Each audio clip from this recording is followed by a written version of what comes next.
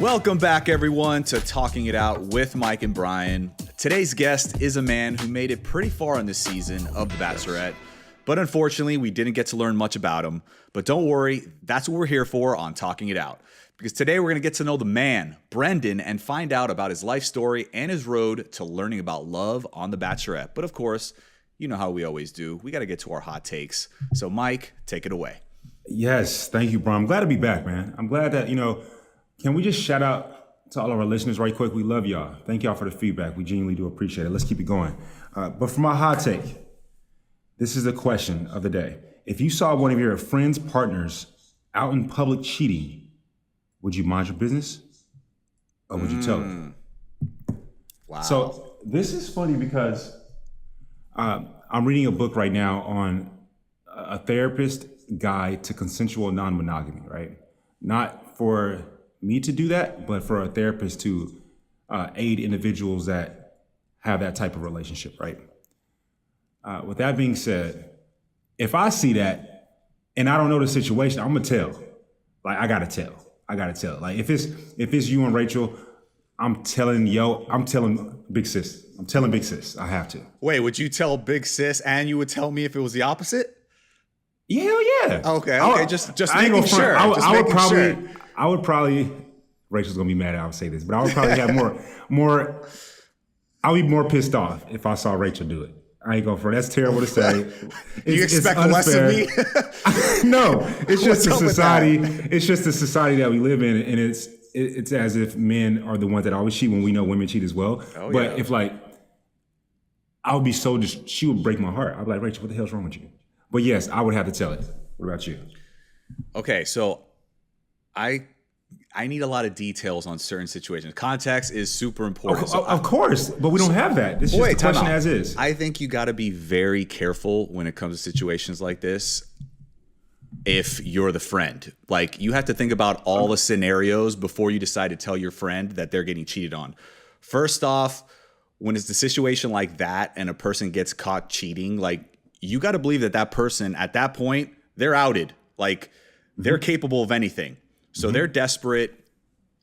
What could they do? Like, how many times have you heard of that scenario where the person who cheated flips it on the friend, and then they tell their significant other that their friend is just jealous, or they straight up lie that, the friend tried hitting on them, and they'll basically pin you against your friend. You know what I'm saying? Completely agree. There's a way that you do it, right? There's a word that I've been using a lot with my friend group, tact, T-A-C-T. Yes, there's absolutely. tact that you must have in going about that.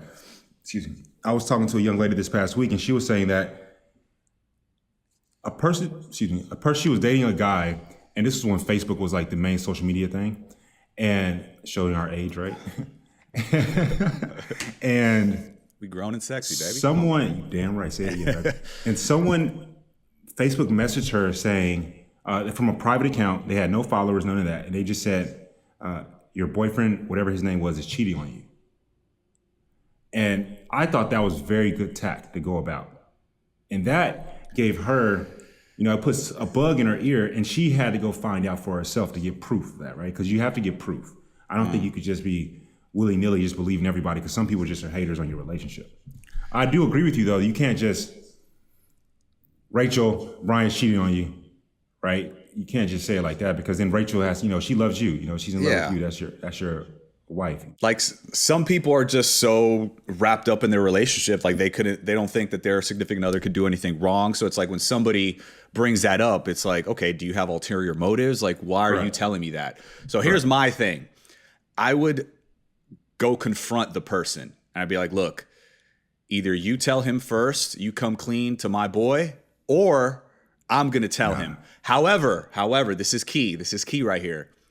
When you see that person cheating, you need to get those receipts. So you need to bust out that cell phone. True. Yes, you need to take those pictures. You need to take that video, because if they try to pull some slick shit on the back end and try to say, oh, well, you're just jealous, or you want to get with me, you tried hitting on me, don't believe him. Like, no. Mm-hmm. Here you go. Here's the evidence.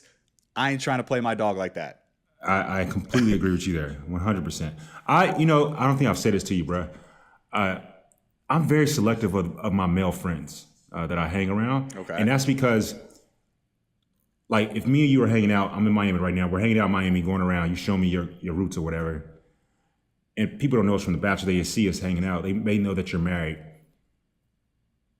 I'm automatically associated to you. Your personality automatically becomes my personality, right? That's just association by numbers. It's like you're a reflection of who you hang out with. Correct. You're 100% a reflection of who you hang out with. I cannot hang out with cheaters. I can't hang out with, to be honest, bums. I truly cannot, because if I'm out with this individual, then I get in a relationship. This dude over here cheating, it's not gonna put confidence in my girl. Yeah. She like, you going out with Bryan, huh? You going to Miami, huh? Oh, it's over. It's like, are we still in a relationship? Yeah, I'm not trying to have that. I'm like, that's that dumbass, Yeah. And so I just had to throw that out there. I big on my homies can't cheat. I agree, bro. I agree. I totally agree that you're a reflection of the people you hang out with in any part of life, not only when it comes to like romantic relationships, but business, right? You know what I mean? Like, show me who your friends are, as the saying goes. I'll show you who you are in the next 5 years. Yeah, exactly. So I agree with you. You can't be, clean cut and, faithful in your relationship and then just have a wild man as your boy asking you to go out in single type scenarios. It's going to put your relationship in a bad place. Can I? I'm the single friend in my group, right? Well, my other homie, he's single now as well, but the majority of my homies are older than me. They're all older than me, actually, and they're booed up. So I feel kind of awkward at times, saying, "Hey, bro, you want to like hit the town? You want to go to dinner? Like, yeah. Like I went out with you when I was in LA. Rachel was cool or whatever, but like it makes me feel awkward. What does the single guy do in that situation when all of his homies are like married and or in long relationships? Yeah, that's the thing, man. I think like look at what we did. I mean, we were puppy dogs. We were harmless. We just went to dinner, chopped it up. You know what I'm saying? Like we weren't about, you weren't about going out and trying to meet single women out there. You know what I'm saying? Yeah. Like you didn't put me in a bad spot or anything like that. I mean, I think that's what usually has to happen. It has to be, hey, let's get together to watch a sporting event or, something chill, like as opposed to, okay, let's go out to the club, and stay out till 7 a.m. It's like, maybe I'll pass on that one. You know what I mean? As a married man. All right. What's your hot take of the day, homie? All right, man. So the headline is Dr. Dre ordered to pay nearly $300,000 in monthly spousal support to ex-wife Nicole Young.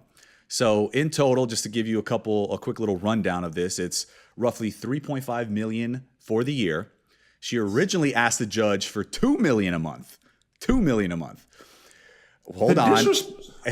Hold on. The judge said that he would need to pay those $300,000 a month until, quote, until the party receiving support remarries or enters into a new domestic partnership, death of either party. So those are like the stipulations, right? She also gets her health insurance paid by Dr. Dre, and he will also continue paying the expenses for the Malibu and Pacific Palisade homes, which I imagine are ridiculous mansions, right? So Dre, he previously agreed to pay Nicole a one-time payment of $2 million just days after his health scare when he had the aneurysm. I don't know if you remember that, but we didn't know if he was going to make it, but he offered her $2 million just days after that. But according to the source, the spousal support agreement is temporary as they continue their overall divorce settlement. I mean, what are your thoughts on that, man? Before I get into my hot take. Yeah, I have a lot of thoughts on this one right here. One, I think if you're worth $1 billion, $2 million ain't shit. He could have gave her more. It's all relative, right? Like how much we're talking about. More. Yeah, $2 million, bro. You worth $1 billion. Like, come on. If you're gonna break her off more than that. Now, especially if it's a one-time thing. But $3.5 million a year, and I'm already an adult. I have no children that I'm taking care of. On top of that, I got to pay your health insurance.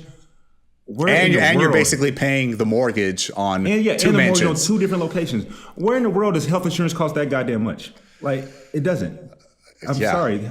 Like, why does she have to pay her health insurance on top of everything else? I mean, the man did cheat, so I'm not. Did he cheat? Okay, see, I don't like. I didn't know that specifically, but. Well, I want to throw it out there so when people clap back, I'm like, yes, he did cheat, but damn, is cheating worth $3.5 million over the next. That's gonna cost 40 you years. extra, bruh. Like $3.5 million over the next 40 years. I just think that's a bit absurd. She got a bag, and someone like me, all I thought about was when I saw this was the investing that I could do with this money.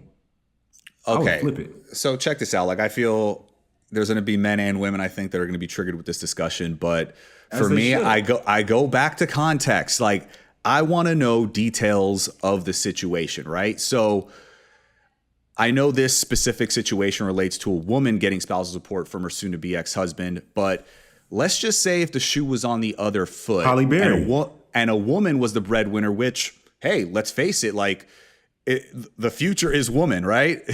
No, the future is woman. It happened to Halle Berry recently. She came out against this. So we're seeing more and more of this in our society. And, if she had to give, if the woman had to give the man support, I think it's only fair that everything remains consistent. So if they're in a Kevin Federline situation and the dude gets $300,000 a month, it is what it is. What's fair is fair, equal, right? It's all about equality. So, but my thing is like, can we find out like where that money is going?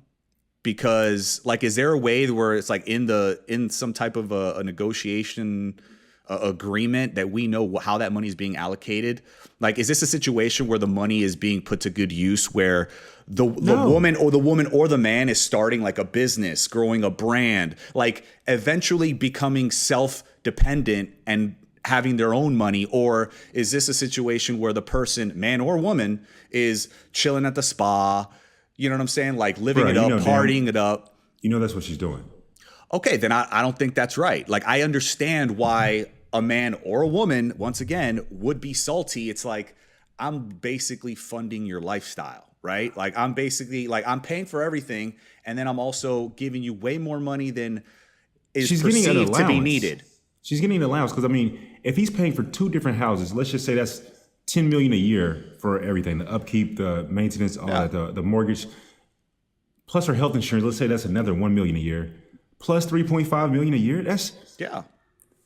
I want someone to argue me on this. No, listen. I really do. And think about it. Like, let's go back to what this judge said. Until the party receiving support remarries. So maybe she has a hot girl summer all day, every day, never remarries, right? But at the same time, on the flip side, a dude could just be a fuckboy for the rest of his life. Mm-hmm. And let's say in a new domestic partnership. What does that is so vague. It's incredibly ambiguous. Like, they could be dating somebody and keep it casual in appearances, right? And then just be like, okay, we're together, but I still want to get this check. Let's not put this out in the public. And that's it. And they're getting $300K a month. So I just think it's very sketchy when it comes to that. But here's the thing. I know women are going to argue, well, I raised his kids, not necessarily saying this is the exact scenario for everybody, but things that women bring up. Correct. I raised your kids, blood, sweat, and tears. You had nothing before, when we first got together, you were broke as shit. And now all of a sudden, why is the Drake line coming to my head? What? The Drake line, the Kobe Bryant Drake line. Oh, the Rick Ross? Rick Ross, yeah. Hey, man, you wasn't with me shooting in the gym. You wasn't with me shooting in the gym. But here's the deal. Like, women could say, look, would Kobe Bryant, rest in peace, yes, would he have been the man that he was, the basketball player that he was? He would not have been. If it wasn't for Vanessa being in his corner every day, raising beautiful children, like taking care of the home. He needed Vanessa. Her, right? So it made him a better man. So like that part, I understand. So here's my final take on this. Like, at the end of the day, when there's that much money involved, like I think I read he was like worth $820 million. It's like, I think it should be negotiated a lump sum where the person receiving the money is set for life, right? It's like, this is so much money. Like, this is generational money. Like, let's say they came to an agreement on $10 million. He offered her two. Let's say they negotiate. Well, two was some BS. He was tripping with two. Two, like he tripped like, bro, like you pissed $2 million. But let's say like 10 to 20, which at the end of the day isn't a huge dent in that 820, right? Correct. So it's like, okay, miss or man, whoever gets the money, you have enough money to spend wisely. Like if you go ahead and blow all that money and then expect me to continue funding your life like 10 years from now, like that ain't happening. You know what I'm saying? Like that's not the way it should go. Like you could do so much with that. I mean, bro, you live in Texas. I mean, I hear people in Houston are getting like mansions in Houston for dirt cheap. So I was just doing some math right quick because I wanted to know what it is, right? They're in their 50s. If she lives another 30 years, you know, God willing, that's roughly $105 million over 30 years. See, that's unnecessary. It's unnecessary, yes. Again, like on both ends, right? If the guy was getting $105 million, I'd say, bro, you don't need $105 million. Oh, like, no, correct. I'm taking gender out of the equation. Yeah. Regardless, yeah. Exactly. Like $105 million over 30 years, bro. No. I need your ass to work and go hustle and go sell some Beats by Dre. Correct. So it's like I would either give them a lump sum that is agreed upon, where it's like, listen, you have enough to start a whole new life and live lavishly if you want, or I'll give you the $300K a month, but how about we do it like on a sliding scale where it's like every so often you start getting less and less until it completely runs out. Now I think that's how it should be. Yeah. I think that because like obviously if I've been married to you for over 20, let's say they've been married 25 years or whatever, I do have some love for you. And if I'm worth 820 and you haven't worked in like 30 years, I do feel, even if we got a premium, I do feel that since you haven't worked in that 20 years, you're not gonna get a job now. This is your lifestyle. I should aid in that department, but also it should, like you just said, wane off. Yeah. Like if I'm giving you 300 a month, in 10 years, that 300 might be 30 a month now. I don't know. Exactly. Like think about it. I mean, think about how much, like what are you doing in those 10 years? That's why I asked, can we know where the money is being allocated? Like, but see, when you say that though, you're almost being controlling.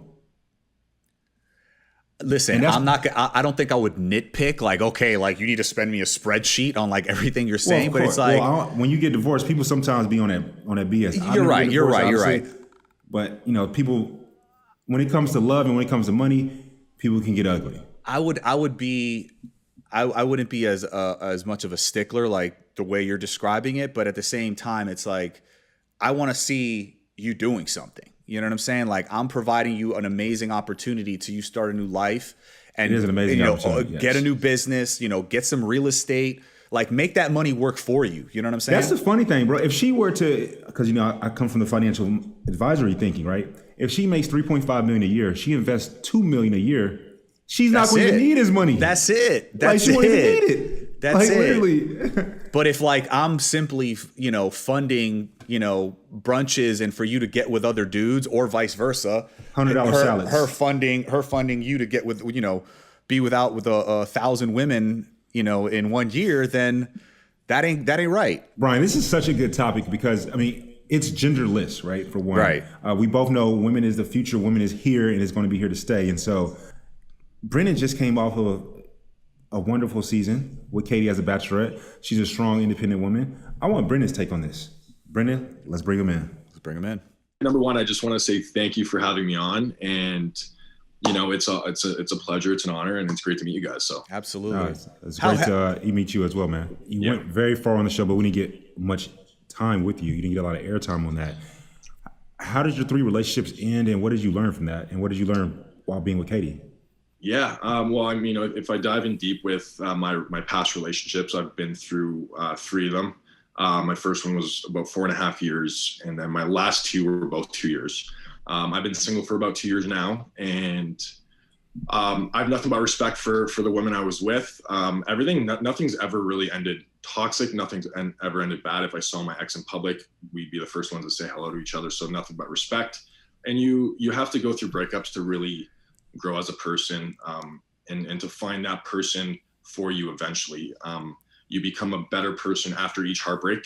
I know what that is. I know what heartbreak is.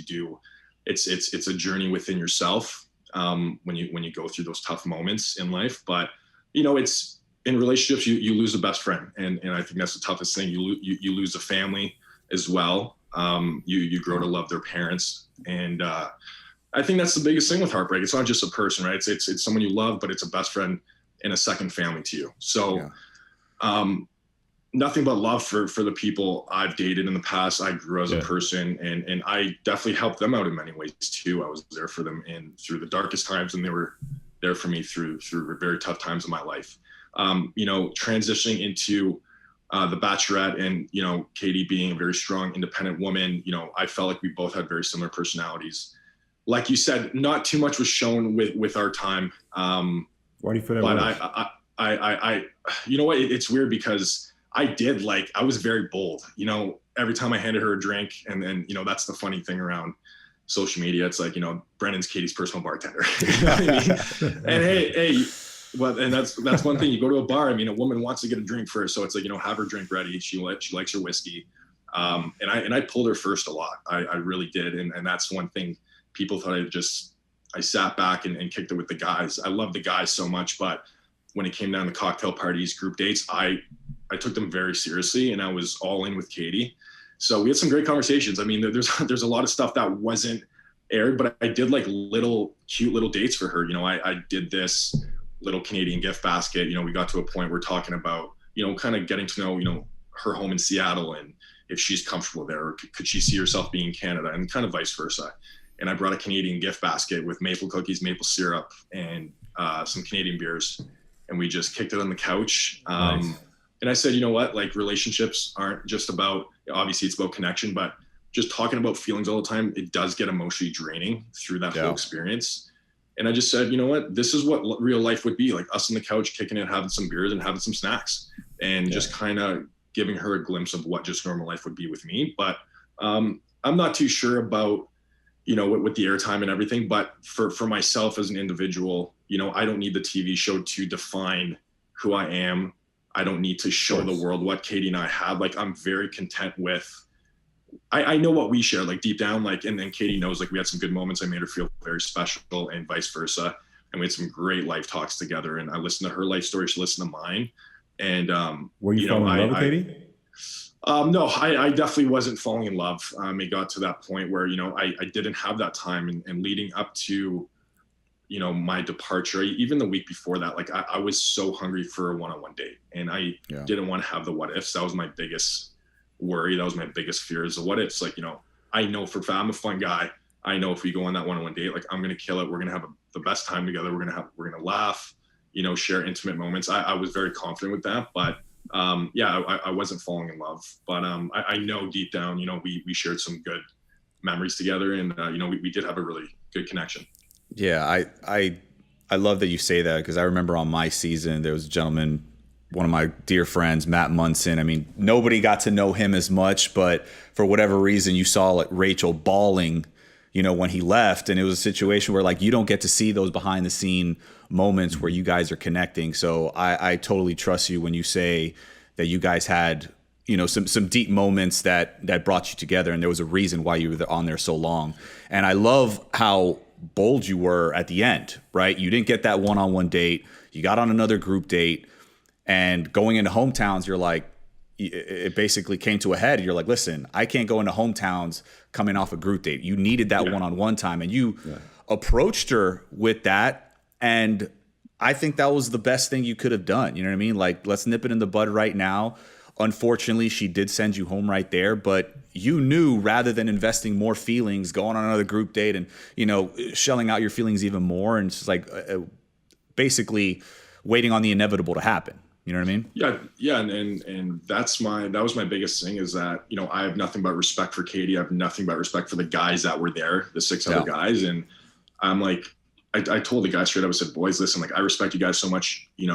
Why am I still here? Like, especially getting the last rose at the last rose ceremony, some great guys went home, Aaron, James, Hunter, and Trey, like guys that had more time. And that, that week, the group date cocktail party got cut short because Katie was feeling sick.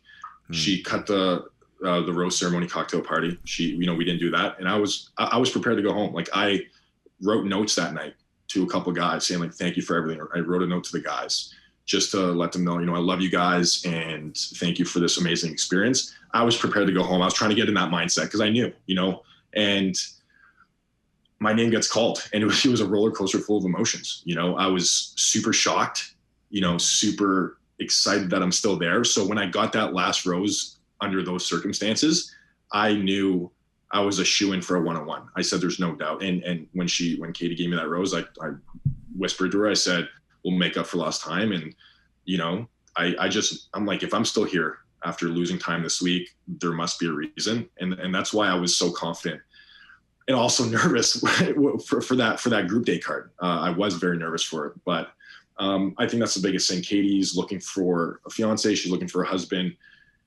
If I can remove myself from that scenario, and because it's not fair for me to be there, but it's also not fair for Katie just to kind of have me around as well. I want her to find her person and invest more time with those guys, and being on that group date, fun group date, funny laughter. I would have probably brought some bad energy there, and I didn't want to do that as well. So I decided to just get up and like you said, nip it in the bud and move forward, you know, so.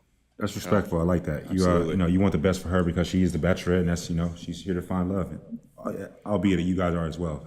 When you do have time with Katie and you hang out with her at cocktail parties and you have your time with her, you walk out, you share a beautiful intimate moment, you kiss and you talk about, each week you get deeper and deeper and deeper and you peel back those layers.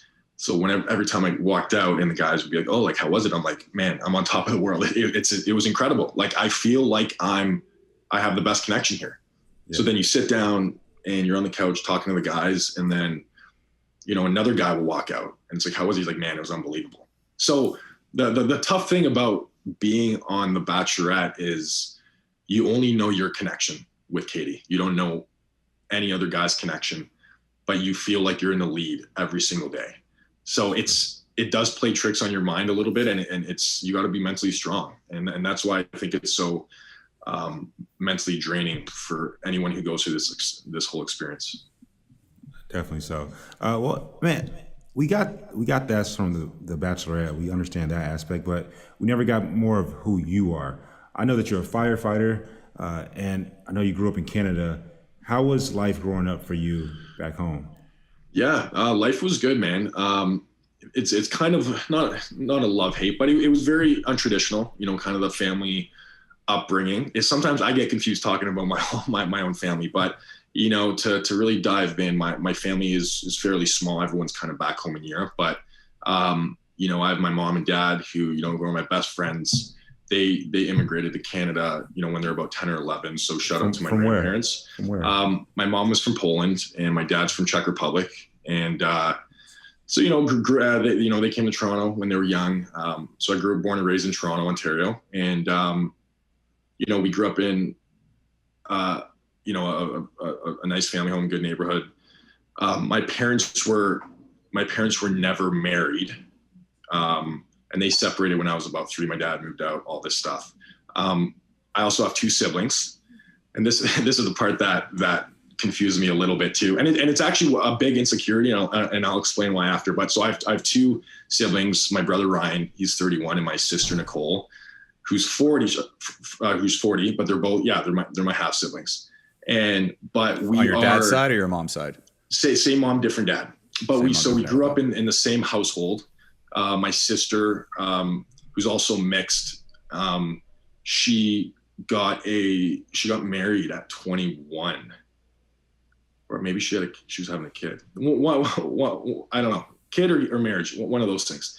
So she decided to move out. And she was a huge role model in my life. I mean, at that, we're 15 years apart. She was kind of like a second mom to me as well. So when she moved out, that was very hard on me, even though I was young. And then my brother decided I think when he was about 14 or 15, he's moving out to his dad's outside the city of Toronto.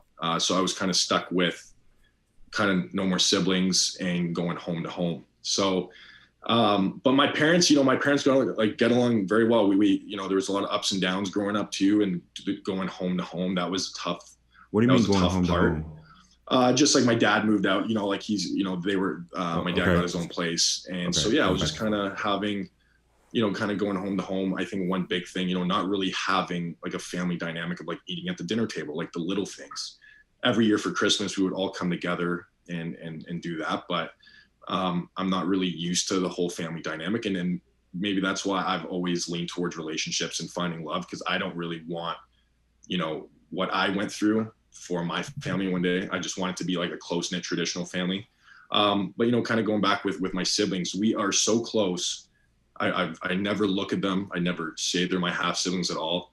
When we go out, it's sort of, you know, people are, oh, this is my brother. It's like, oh, like some people are like, oh, I've never met him before. I see him on, you know, your Instagram or whatever. But, you know, like, do you have the same mom, different dad? And that's something that kind of bothers me because like we are so close, probably closer than like some actual biological siblings. One of those things too. And even going out like with my sister, it's like, this is my brother, but my sister's mixed. She's half Jamaican, half Polish. One of the smartest women in the world. She can speak Polish. She's bilingual, French. Like it's insane. And then we have to explain ourselves again. So that's kind of like an insecurity for me. It's usually, it's like, oh, this is my brother and sister. But then people always have questions about like our family life. Cause it is kind of dysfunctional, but like, I love it. I wouldn't change it for the world, but we are so close.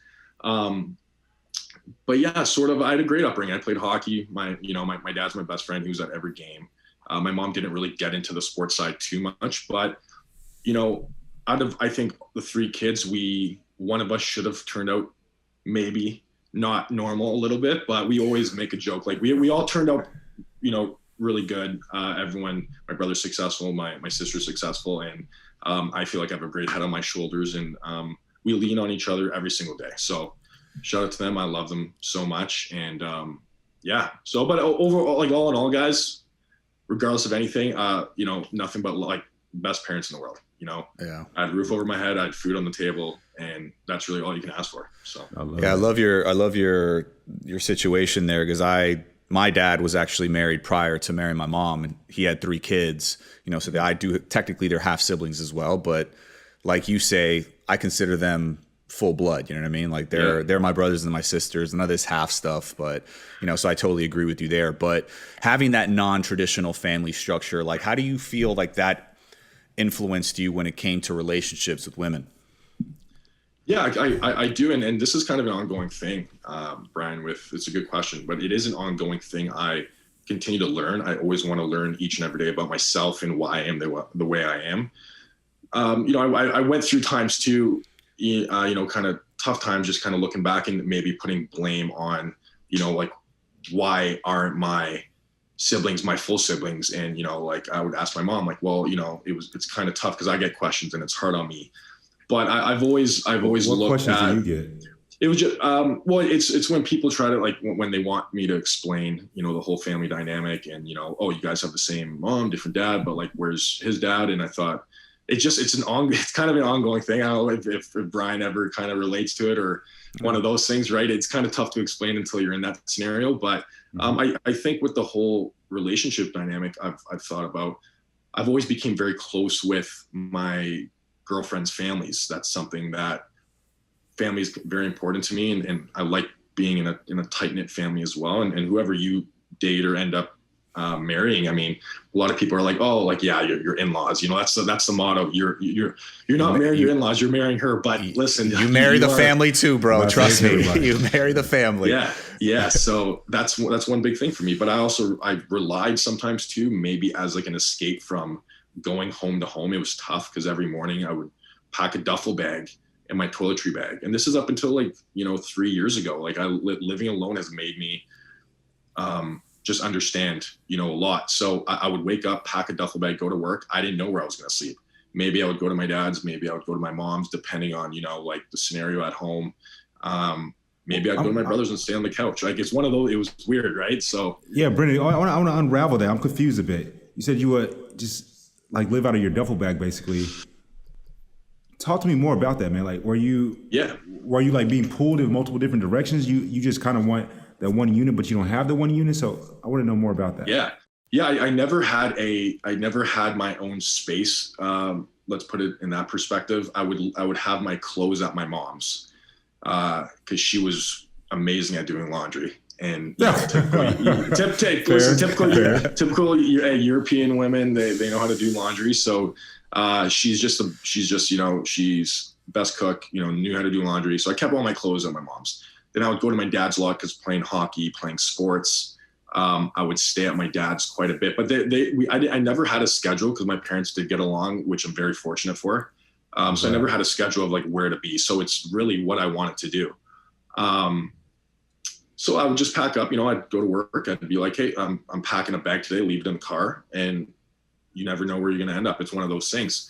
But that was normal for me. So when at the time when people were like, oh, like where you living? I'm like, oh, I'm kind of, between moms, dads, I'm going to figure it out tonight. Like, I don't know where I'm going to stay, but I'm going to have a roof over my head. So people would kind of feel bad. I'm like, no, this is like completely normal. Cause I grew up going home to home between places. So, but now looking back and actually living alone, sometimes guys, I just come here and I'm not really a big TV guy, but I put on some music, have a glass of wine, and I just sit here. And I'm just like, this is so nice to come home to an actual place with preaching to the choir. You need that, bro. You need that. My place, like, cause I never had a routine either. Like I'm always go. And that's my personality. I don't like to waste time. I like waking up in the morning early and starting the day, man. Like life's short. I just want to, I don't want to waste time. You're a firefighter, right?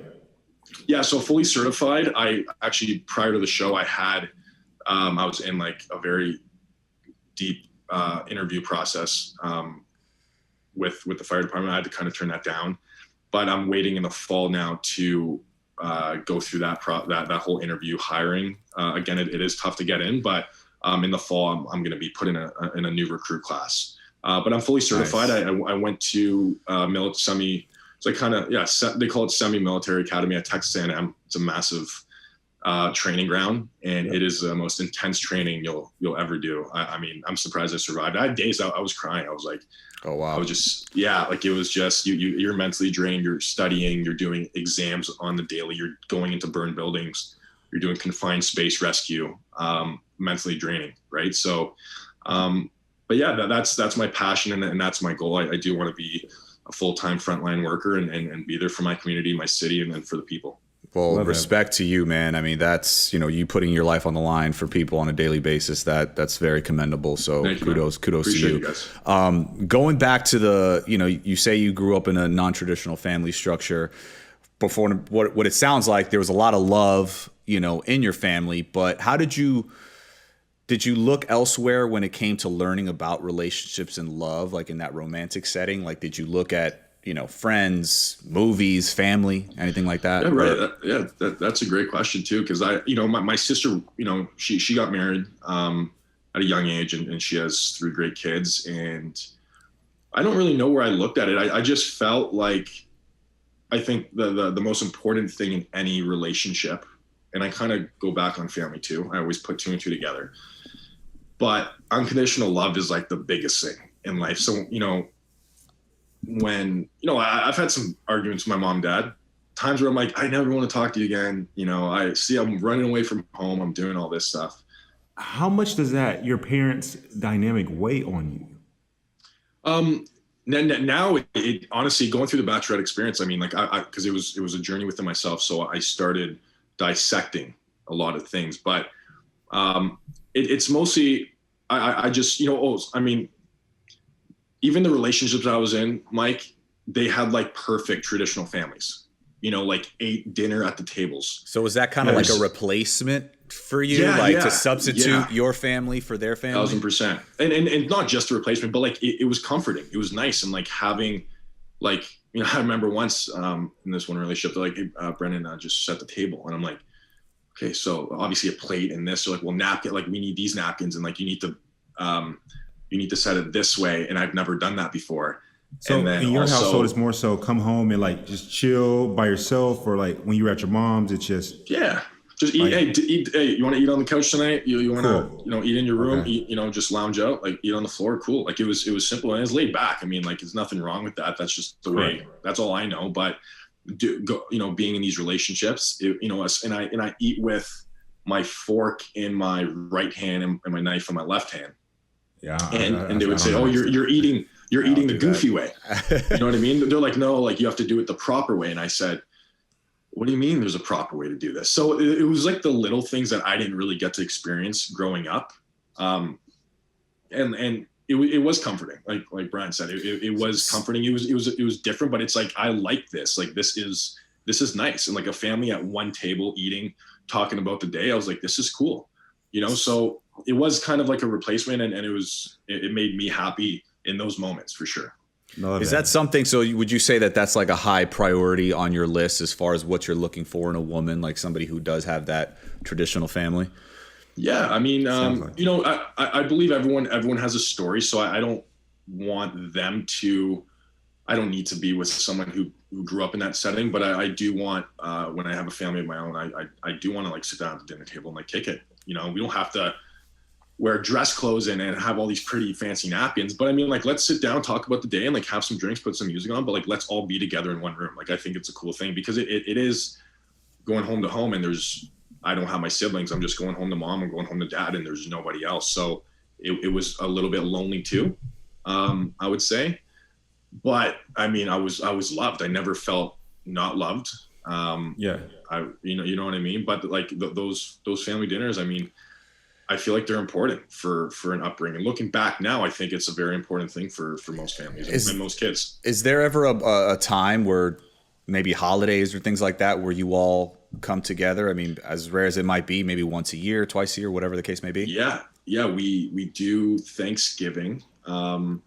My brother's dad shows up. My dad was a father to my sister, so her dad wasn't in the picture for too long. So my dad raised Nicole, and like even when I talk to him, just like she'll say dad, and I'll say yeah, like dad's doing this. So it's a cool thing. But yeah, no, Christmas and Thanksgiving and Christmas, it's great. Like we have my sister, we have her husband, the kids, my dad, Ryan's dad, they all come together. They're drinking. My mom, okay. my grandmother, right? So we do have that once a year, and like we always look forward to it, man. Like it's such a cool thing, and like but you have to wait the whole year for it. But with COVID, it's been a tough thing, right? But like the last couple of years, like it's been a tough thing to, especially when we want our grandmother there and grandfather. Like it's been a tough pandemic to go through that because we look forward to that every year, but we couldn't have that. So. Talking about the pandemic and the things that took place in 2020, is your brother half Jamaican as well, or? No, he's not. He's Italian and Polish.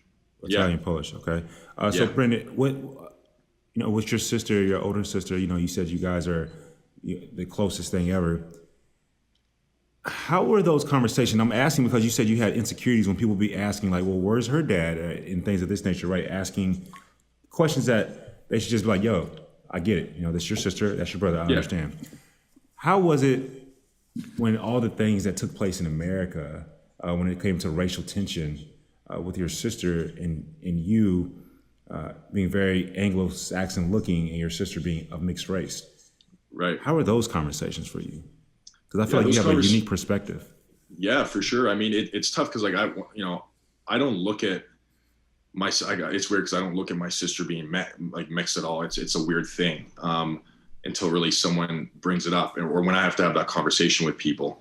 But and I think one big thing, the majority of the conversation is actually for her kids because they're in high school and they're very light skinned, but like they have Jamaican features, and that's something where a lot of kids that they deal with, they don't actually sometimes know that they're mixed, and they have to have conversations with other kids. So I think mostly with her children, those topics are more important. With my sister, she's very educated. She has an incredible job. She works for the city of Toronto, and she, for her, she, we kind of just never really talked about it, to be honest, because it was something that I know what she thinks deep down. And with me, we never really talk politics, you know what I mean? And I think being Canadian as well, we do stay away from politics a lot. It is a whole different world here when it comes to politics in America. So, but she's aware of everything, and we've, we're aware of everything too. But that's something where, when I walk around, like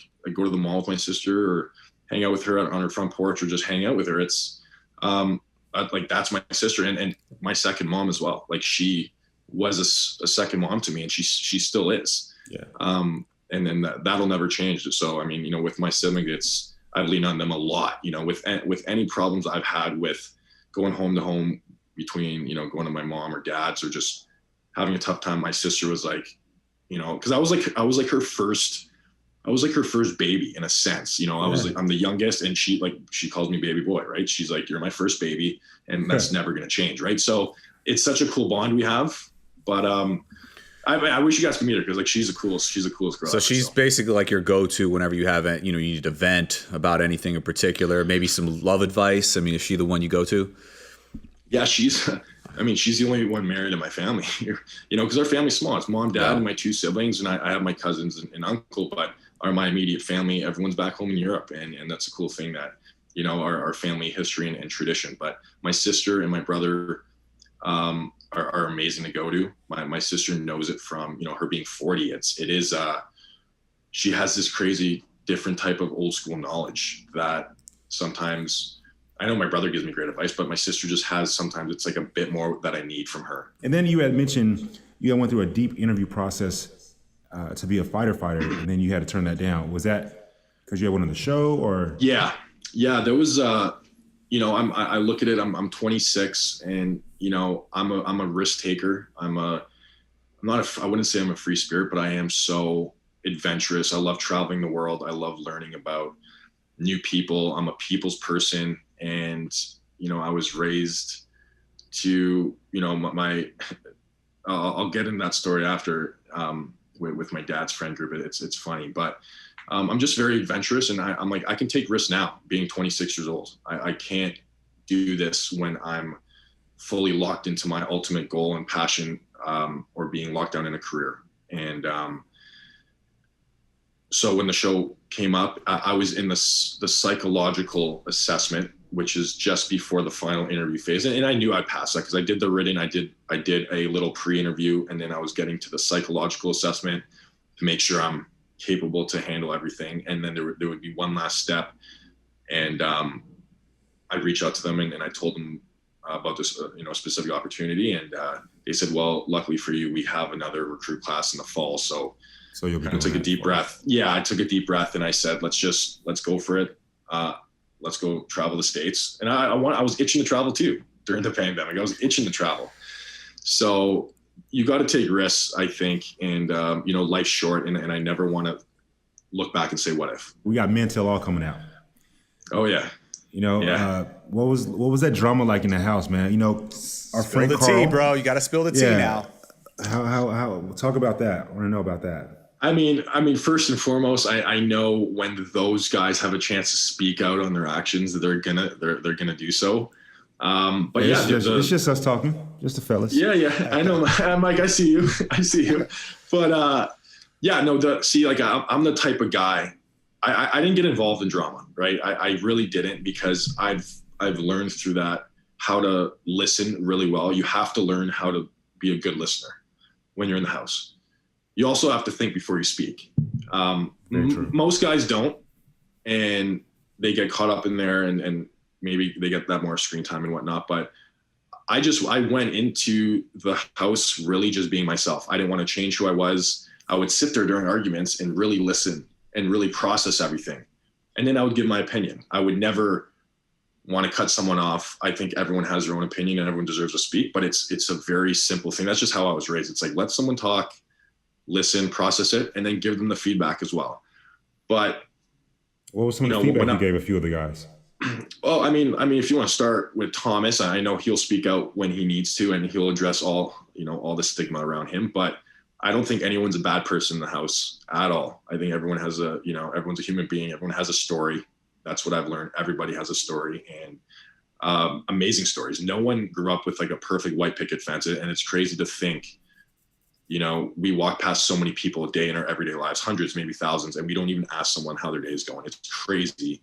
Correct. And so what feedback you join, so with Thomas, he was getting more attacked in the house, but I had many conversations with him about his behavior and how to actually change that. Instead of me attacking him, I talked to him as a man and just said, hey man, by the way, you're not a bad dude, but there's a lot of people that are sacrificing a lot to be here. There's people possibly losing jobs. There's possibly people not working because of the pandemic. We're all going through something tough. We're leaving a lot of families at home. We're leaving pets at home. We have bills to pay when we get home. I was like, dude, just treat people good. Like, we're all going through something here. We're all stressed out. So I had more conversations with him, like deep down, of like, man, your behavior, you can't talk down to others maybe a little bit like this. Why don't you instead just really do this in this format. So I tried to kind of not coach. I don't want to put it in that context, but really just having a conversation about behavior instead of full on attacking him. And because you're not going to get anything out of that.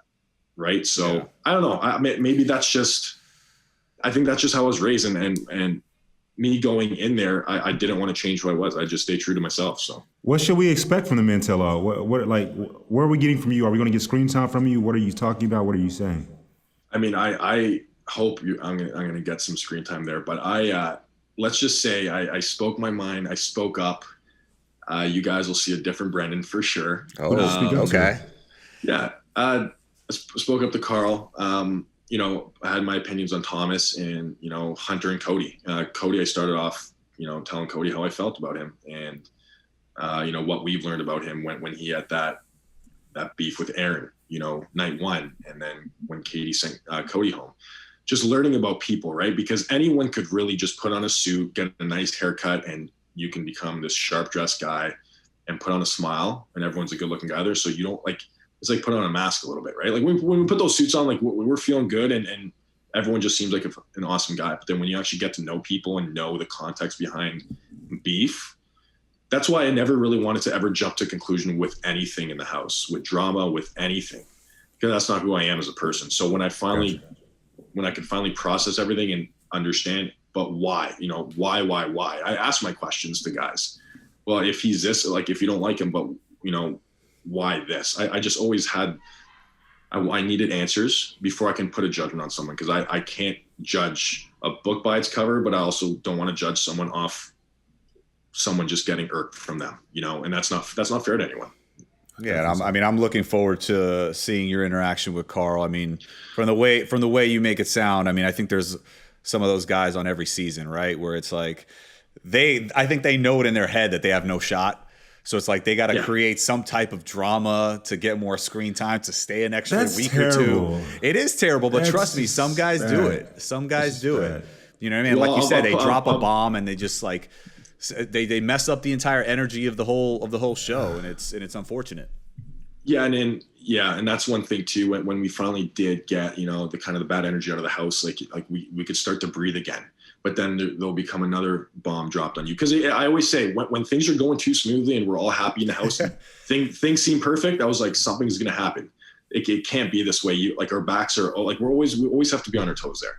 And that's part of the experience. But also, you know, it keeps us dialed in on Katie, and it keeps us wanting more and more and more. Right. But, you know, kind of just going back with the mental, you guys are going to, it's going to be incredible. I mean, the audience was amazing.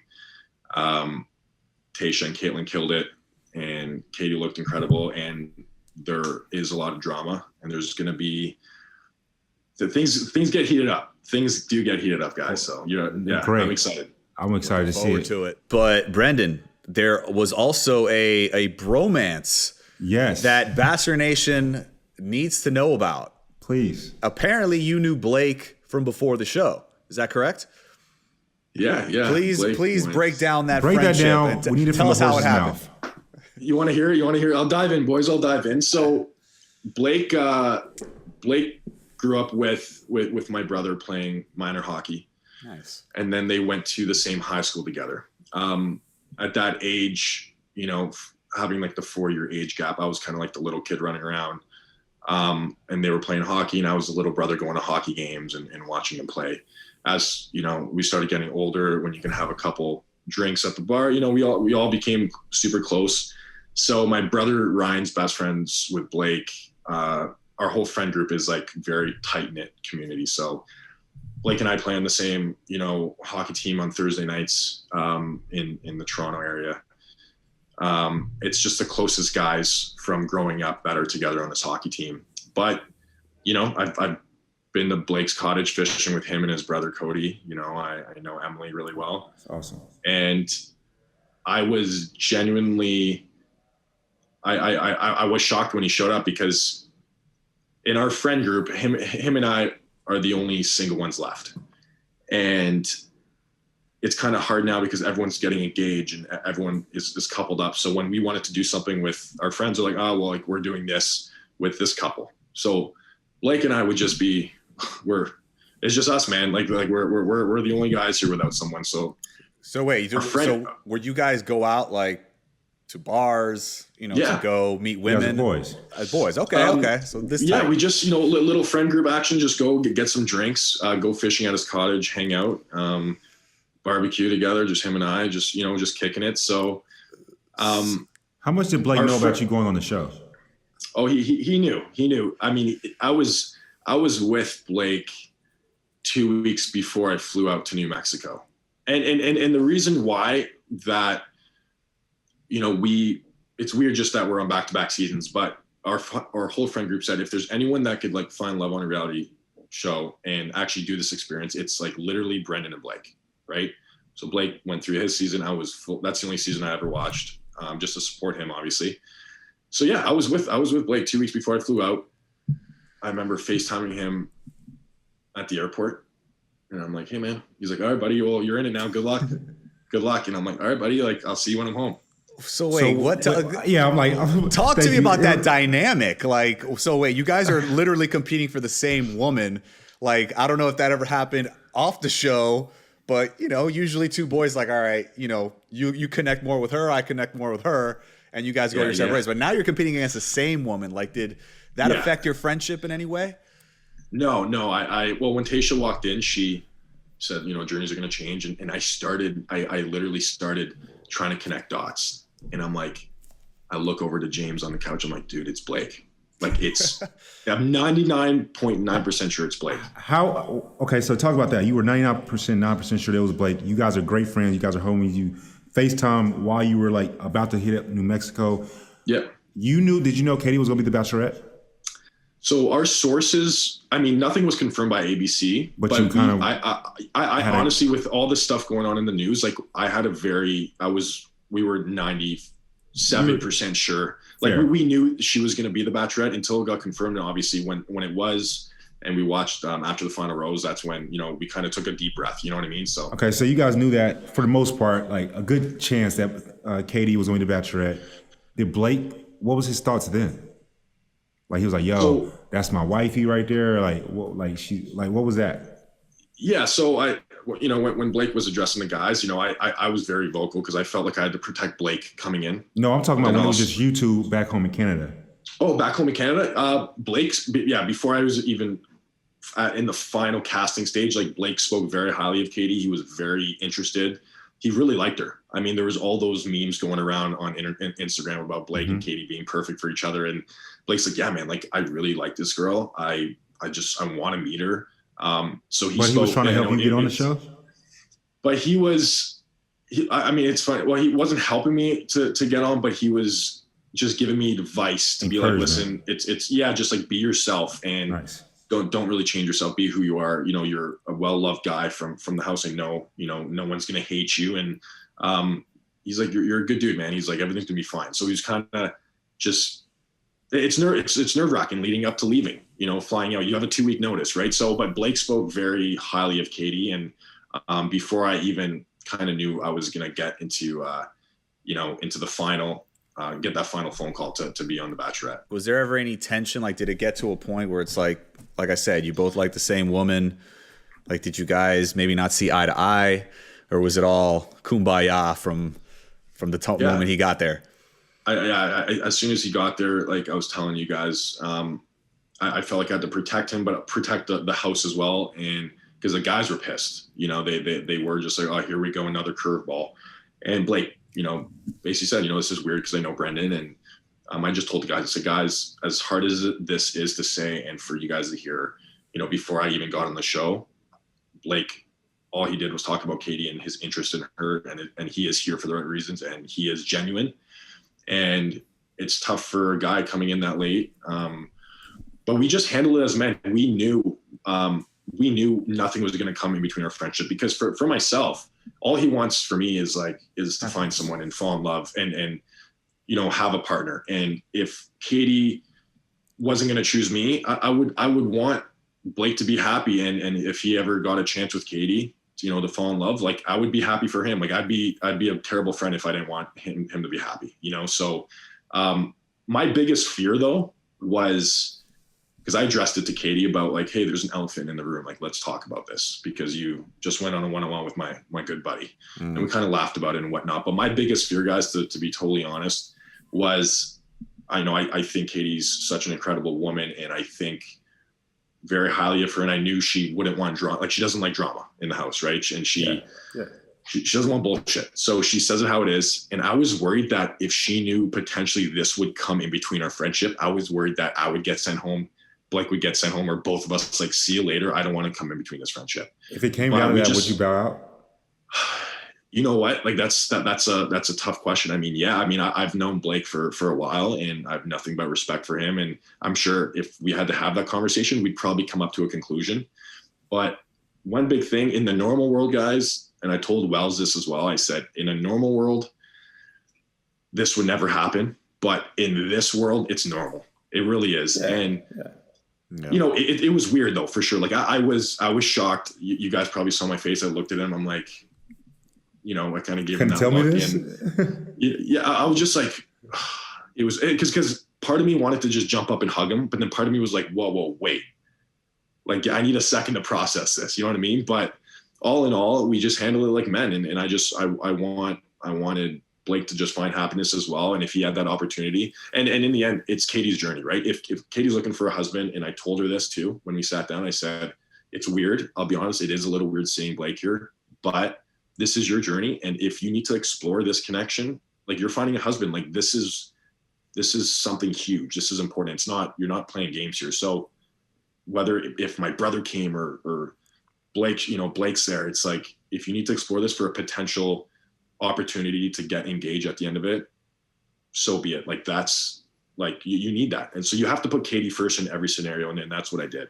You like them together? I feel like they both have good energy, and, but you know what? She has connections with you know, a lot of the other guys too. You know, it's very strong connections. And like it's tough it's tough because every conversation it seemed, you know, I always ask the guys, I'm like, is it just me that, you know, I felt like I was in like front running spot at one point. I felt so good about our chat and, you know, sharing a kiss with her, and then it's like, is it just me? Is she just so awesome and easy to talk to, and she makes everything so easy? Or like, do I really have this connection? You know, I think that's a attribute of a great lead, right? Where they could pretty much make everybody feel comfortable and make it seem like their time together was, you know, makes them feel like you did, like you're on cloud nine, leaving the interaction. You think you're in a good position to win her heart. And right. I think that's a tribute to Katie and her being a great bachelorette. Hey, well, we love to hear you were incredibly honest and open and sharing with us. So from both of us, we love talking it out with you here today. Thank you. And you're welcome back anytime, man. Appreciate you, Thank Brandon. you guys. Thanks for your time. I love you guys. And I'm sure I'll see you soon, and we'll keep in touch. For sure. Definitely so. Can't wait for me and tell all. Have a great one. Yeah. Take care. See you guys. Take care. Take care, guys. Brian, I think we got some good information right there. I think we got some piping hot tea. We got some tea. I love Brendan was open. We had to I loved how you pushed him, bro. I felt like I had to push him. I was so confused. Did that tequila get to you a little bit? You were like, no. Brendan is a very good politician, so I was like, no, I gotta cut to the cheese. You need to sift through all the I had to get right to it. He's giving me because I was unsure of the type of upbringing that he had. You know, I genuinely care, and I want to know, and so I was unsure. I'm like, you got two parents, you got siblings, like you got a pretty good situation. Yeah, it seemed like there was a lot of love, right? But then he talked about he said he has love, but then so I was very going from house to house and correct. I was confused. He's talking about he's running away from home. I'm like, let's unravel that. It wasn't me trying to push him. It was me trying to understand him. Yeah, let's go a little bit deeper. I get you. Yeah, but he is a politician, so therefore I felt that it was necessary to do so. And I mean, when you asked him about being the Bachelor, he was like, he was political about that response as well. I was like, bro, do you want to be the Bachelor or not? Is it like something that you could do? So that's all. And I'm actually really looking forward to watching this men tell all, him get into it with Carl. Yes. Absolutely, man. But I love what he said about Carl. I mean, he was honest. And I love how Brendan was speaking about Thomas. He wasn't disrespectful. Brendan is not disrespectful whatsoever. He's just being honest. He approached him as a man, right? Correct. Exactly. And he told him about himself. That's why you gotta love Brendan. Yeah, for sure. And of course, all of our listeners, we absolutely love you guys. Thank you once again for tuning into today's episode. Now, I love every single one of y'all. I don't know if y'all saw it, but we hit over 5K on IG. We're at like 5,200. So keep following, Yes. keep talking to us, keep showing love, because we're going to keep showing love back. And you know, we always love to hear those opinions. So make sure that you let us know how you feel about everything. And don't forget to like, comment, follow, message us on social at Talking It Out BN. That's Talking Out, B as in Bachelor in His Nation, on IG, Facebook, and Twitter. And as always, don't forget to hit that subscribe on our podcast on Spotify or Apple Podcasts or baby, wherever you listen to right now. And as always, don't DM me no more until you hit that subscribe. Love y'all.